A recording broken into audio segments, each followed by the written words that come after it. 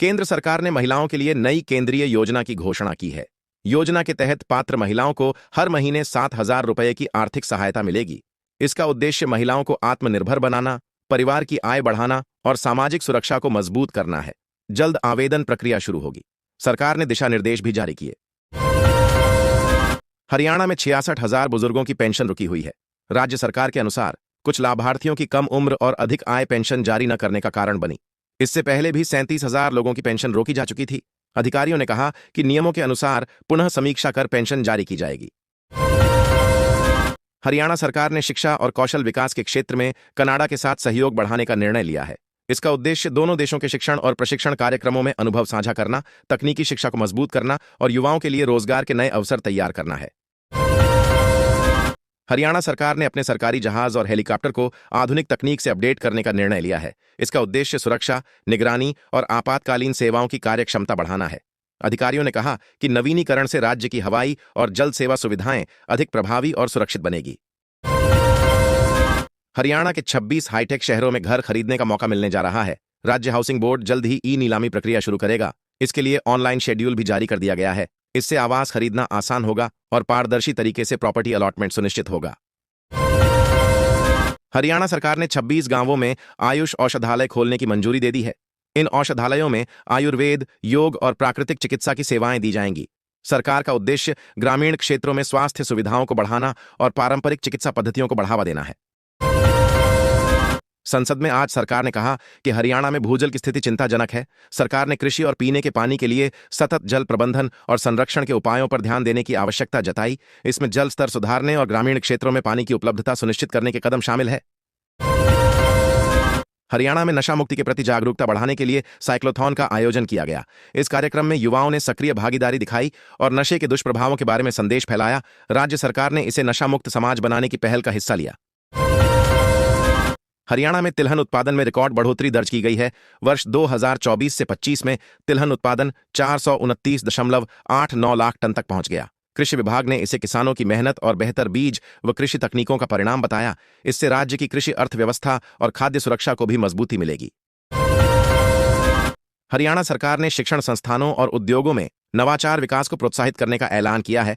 नई पहल के तहत स्टार्टअप्स और युवा उद्यमियों को तकनीकी, वित्तीय और प्रशिक्षण संबंधी सहायता दी जाएगी। इससे राज्य में नवाचार, शोध और औद्योगिक विकास को तेजी मिलेगी। हरियाणा के मानेसर में भूमि सर्वे का कार्य ड्रोन तकनीक से शुरू कर दिया गया है। ड्रोन सर्वे से जमीन का सटीक नक्शा तैयार होगा और पारंपरिक सर्वे की तुलना में समय और मेहनत दोनों की बचत होगी। अधिकारियों ने कहा कि यह आधुनिक तकनीक भूमि रिकॉर्ड को अधिक पारदर्शी बनेगी। हरियाणा के मुख्यमंत्री सैनी ने बड़ी घोषणा की है कि अब जेल वार्डनों को पुलिस कांस्टेबल के समान भत्ता मिलेगा। अधिकारियों के अनुसार इस कदम से जेल कर्मचारियों के काम के प्रति उत्साह और जीवन स्तर में सुधार होगा। सरकार ने इसे कर्मचारियों के अधिकारों की रक्षा का महत्वपूर्ण कदम उठाए जाए हैं। हरियाणा के युवाओं के लिए खुशखबरी है। हरियाणा लोक सेवा आयोग ने HCS परीक्षा 2026 का नोटिफिकेशन जारी कर दिया है। इस भर्ती प्रक्रिया के तहत कुल 102 पदों पर अफसरों की नियुक्ति की जाएगी। इच्छुक उम्मीदवार आयोग की आधिकारिक वेबसाइट पर जाकर पात्रता, आवेदन तिथि और परीक्षा से जुड़ी पूरी जानकारी देख सकते हैं। हरियाणा के मेले में एक सप्ताह के दौरान 1.25 करोड़ रुपए का व्यापार हुआ। मेला व्यापारियों और खरीदारों के लिए आकर्षण का केंद्र रहा, जिसमें स्थानीय उत्पादों, हस्तशिल्प और कृषि वस्तुओं की बड़ी खरीद फरोख्त हुई। अधिकारियों ने इसे क्षेत्रीय आर्थिक गतिविधियों के लिए सकारात्मक संकेत बताया। हरियाणा में मौसम के बदलाव को देखते हुए किसानों को महत्वपूर्ण सलाह दी गई है। कृषि विभाग ने कहा है कि फसलों की सुरक्षा के लिए मौसम पूर्वानुमान पर ध्यान दें, सिंचाई और कीटनाशक का सही समय पर उपयोग करें। हरियाणा में बिजली संशोधन बिल के विरोध में कर्मचारी 12 फरवरी को हड़ताल करेंगे। इस हड़ताल का समर्थन संयुक्त किसान मोर्चा ने भी किया है। कर्मचारी और किसान दोनों का कहना है कि बिल से बिजली की कीमत बढ़ सकती है और किसानों व आम जनता के हितों पर नकारात्मक असर पड़ा है। हरियाणा के मुख्यमंत्री सैनी 9 फरवरी को 38वें राष्ट्रीय खेलों के पदक विजेताओं को सम्मानित करेंगे। खेल मंत्री गौरव गौतम ने बताया कि इस अवसर पर खिलाड़ियों की उपलब्धियों को सराहा जाएगा और उन्हें पुरस्कार और प्रोत्साहन दिए जाएंगे, जिससे खेल और खिलाड़ियों के विकास को बढ़ावा मिलेगा। हरियाणा में विकास की रफ्तार बढ़ाने के लिए कनाडा निवेश करने जा रहा है। प्रतिनिधिमंडल ने मुख्यमंत्री नायब सैनी से मुलाकात कर उद्योग, शिक्षा और कौशल विकास जैसे प्रमुख सेक्टरों में निवेश की संभावनाओं पर चर्चा की। इससे राज्य में रोजगार और आर्थिक गतिविधियों को मजबूती मिलने की उम्मीद है। हरियाणा में 31 पेड़ अधिक काटने के मामले में संबंधित अधिकारी जवाब देने में असफल रहे। इसके चलते 2 अधिकारियों को तत्काल निलंबित कर दिया गया है। प्रशासन ने कहा कि पर्यावरण संरक्षण के नियमों का उल्लंघन बर्दाश्त नहीं किया जाएगा और दोषियों के खिलाफ सख्त कार्रवाई की है। हरियाणा में 102 पदों पर भर्ती निकली है। योग्य और इच्छुक उम्मीदवार निर्धारित शर्तों के अनुसार आवेदन कर सकते हैं। भर्ती प्रक्रिया में शॉर्टलिस्टिंग, लिखित परीक्षा और इंटरव्यू शामिल हो सकते हैं। सरकारी नोटिफिकेशन में आवेदन की अंतिम तिथि और पात्रता विवरण दिया गया है। हरियाणा के किसानों के लिए अच्छी खबर है। अब कृषि आरण लेने के लिए उन्हें कहीं दौड़ धूप नहीं करनी पड़ेगी। सरकार ने लोन प्रक्रिया को बेहद आसान और डिजिटल बना दिया है। इससे किसानों को त्वरित आरण सुविधा मिलेगी और वे समय पर अपने कृषि कार्यों और निवेश के लिए फंड प्राप्त कर सकेंगे। हरियाणा सरकार किसानों के लिए प्रौद्योगिकी आधारित आरण योजना शुरू करने के लिए तैयार है। इस योजना के तहत डिजिटल प्लेटफॉर्म और तकनीकी साधनों के माध्यम से किसानों को त्वरित और आसान आरण सुविधा उपलब्ध कराई जाएगी। इसका उद्देश्य कृषि क्षेत्र में निवेश बढ़ाना और किसानों की वित्तीय सशक्तिकरण को सुनिश्चित करना है। जमीन रजिस्ट्री में फर्जीवाड़े पर रोक लगाने के लिए सरकार ने बड़ा कदम उठाया है। 2 फरवरी से जमीन रजिस्ट्री के नियमों में बदलाव लागू होंगे। नई व्यवस्था से पारदर्शिता बढ़ेगी और धोखाधड़ी पर लगाम लगेगी। सरकार ने इसके लिए पूरी तैयारी कर ली है। हरियाणा के सिरसा में 31 पेड़ों की अवैध कटाई मामले में मुख्यमंत्री अनिल विज ने बड़ा एक्शन लिया है। उन्होंने 2 अधिकारियों को सस्पेंड कर दिया है। इस कार्रवाई से सरकारी अधिकारी व कर्मचारियों में जिम्मेदारी बढ़ाने और पर्यावरण संरक्षण के प्रति गंभीरता दिखाने का संदेश दिया गया। आम आदमी पार्टी ने हरियाणा सरकार के स्वास्थ्य सिस्टम पर निशाना साधा। पार्टी का कहना है कि अस्पतालों में सुविधाओं की कमी, मरीजों को लंबा इंतजार और स्वास्थ्य सेवाओं की गुणवत्ता में गिरावट चिंता का विषय है।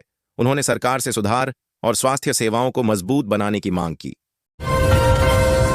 हरियाणा के डिलारी में अवैध शराब तस्करी का बड़ा मामला सामने आया है। पुलिस ने अवैध शराब ले जाते हुए 5 तस्करों को गिरफ्तार किया, जबकि 3 अभी भी फरार हैं। मौके से जब्त शराब और वाहन को कब्जे में लिया गया। फरार आरोपियों की खोज के लिए पुलिस ने छापेमारी तेज कर दी है। एएपी के राष्ट्रीय मीडिया प्रभारी अनुराग ढांडा ने फरीदाबाद घटना को भाजपा की संवेदनहीनता का प्रतीक बताया। उन्होंने कहा कि प्रशासन और सरकार की उदासीनता के कारण आम नागरिकों की समस्याओं और सुरक्षा की अनदेखी हो रही है। ढांडा ने मामले में तत्काल कार्रवाई की मांग भी की है। हिसार में स्कूल जा रही नाबालिग छात्रा के अपहरण की कोशिश हुई। घटना के तुरंत बाद पुलिस ने SCST एक्ट के तहत मामला दर्ज किया। अधिकारियों ने बताया कि आरोपी की तलाश की जा रही है और पीड़िता की सुरक्षा सुनिश्चित की जा रही है। हरियाणा में बीटेक पास उम्मीदवारों के लिए 300 नौकरियों का अवसर आया है। चयनित उम्मीदवारों को प्रतिदिन 2000 रुपये वेतन मिलेगा। सरकारी नोटिफिकेशन के अनुसार आवेदन प्रक्रिया जल्द शुरू होगी। इच्छुक और योग्य अभ्यर्थी निर्धारित शर्तों के अनुसार आवेदन कर सकते हैं। अधिकारियों ने कहा कि चयन में योग्यता और दस्तावेज सत्यापन को प्राथमिकता दी है। हरियाणा की आर्थिक सर्वे में सरकार की वित्तीय योजनाओं की खामियां उजागर हुई हैं। रिपोर्ट में कहा गया है कि कुछ योजनाओं का क्रियान्वयन धीमा है, बजट का सही उपयोग नहीं हो रहा और कई परियोजनाओं में लक्ष्य और वास्तविक परिणाम में बड़ा अंतर है। विशेषज्ञों ने सुधार और पारदर्शिता बढ़ाने की सलाह दी है। हरियाणा सरकार ने जैविक खेती को बढ़ावा देने के लिए नई योजनाओं की घोषणा की है। इन योजनाओं के तहत किसानों को जैविक बीज, उर्वरक, प्रशिक्षण और आर्थिक प्रोत्साहन दिया जाएगा। उद्देश्य मिट्टी की उर्वरता बढ़ाना, रासायनिक प्रदूषण कम करना और किसानों की आय को सतत रूप से बढ़ाना है।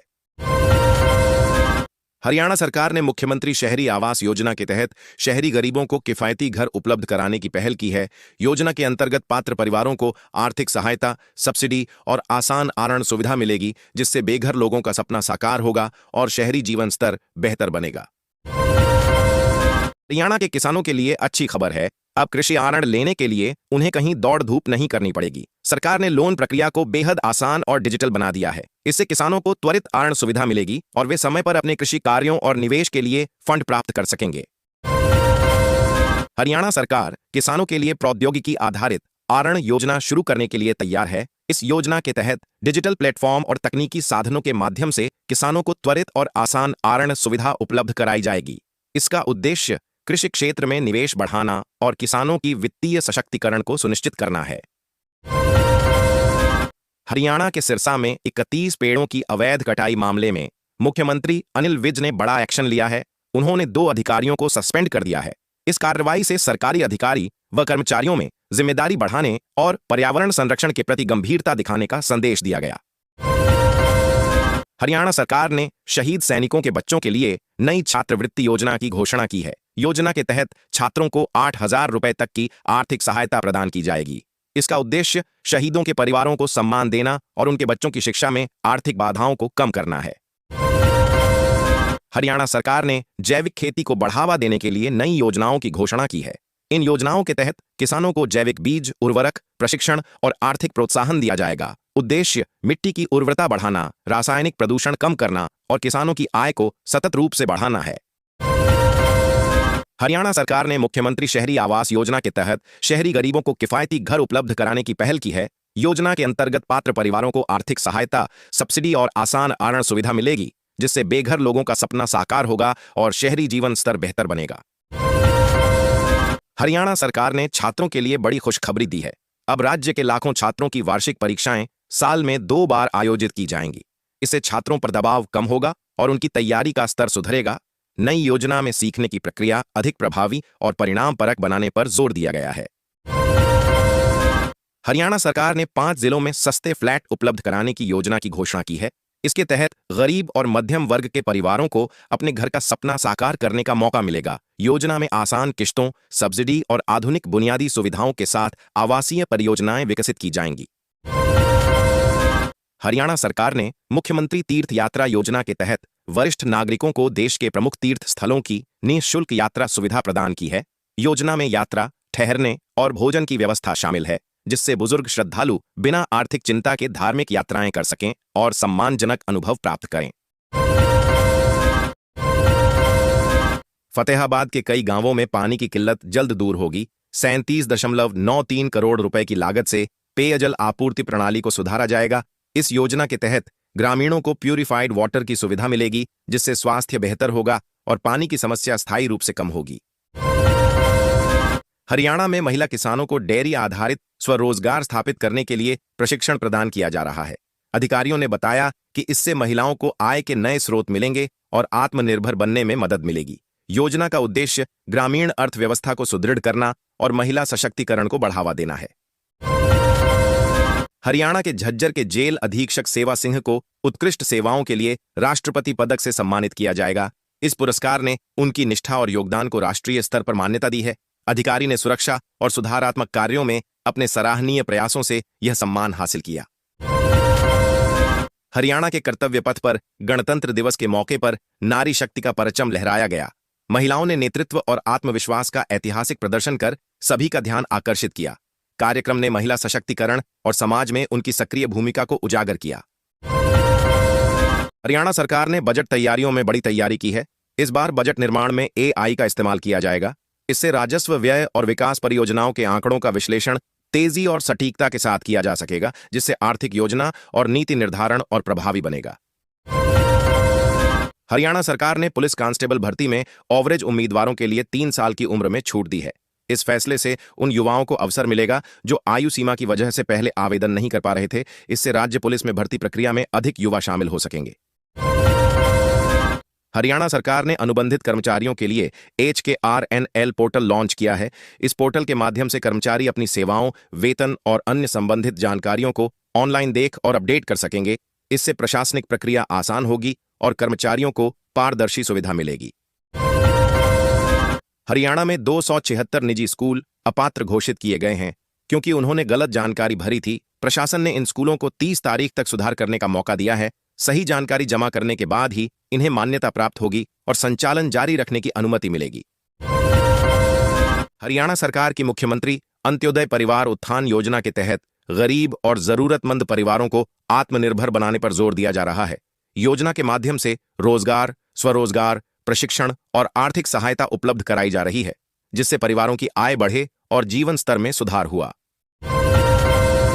हिसार एयरपोर्ट से तख्त श्री हुजूर साहब के लिए आज पहली फ्लाइट उड़ान भरेगी। इस नई सुविधा से यात्रियों का सफर आसान और तेज होगा। एयरपोर्ट अधिकारियों ने कहा कि इससे धार्मिक यात्रियों के लिए यात्रा समय और सुविधा दोनों में सुधार आएगा और क्षेत्र का कनेक्टिविटी स्तर बढ़ेगा। अंबाला के मुलाना में आंधी बारिश का कहर बरपा। तेज हवाओं और मूसलाधार बारिश के कारण यातायात ठप्प हो गया और खेतों में खड़ी फसलें बर्बाद हो गईं। प्रभावित इलाकों में नुकसान का आकलन शुरू कर दिया गया है और प्रशासन ने राहत एवं बचाव कार्य तेज कर दिए हैं। हरियाणा में रोडवेज बसों के लिए नया ट्रैकिंग सिस्टम लागू किया गया। इस प्रणाली से यात्रियों की सुरक्षा बढ़ेगी और बसों की समय पर पहुंच और संचालन पर निगरानी आसान होगी। अधिकारियों ने कहा कि तकनीक के माध्यम से यात्रा सुविधाजनक और सुरक्षित बनाने के प्रयास तेज होंगे। हरियाणा में विकास की नई दिशा को लेकर मुख्यमंत्री सैनी ने अहम बयान दिया। उन्होंने कहा कि प्रदेश में बुनियादी ढांचे, शिक्षा, स्वास्थ्य और रोजगार के क्षेत्र में ठोस कदम उठाए जा रहे हैं। मुख्यमंत्री ने विकास योजनाओं के तेजी से क्रियान्वयन और लोगों के जीवन स्तर सुधार पर जोर दिया।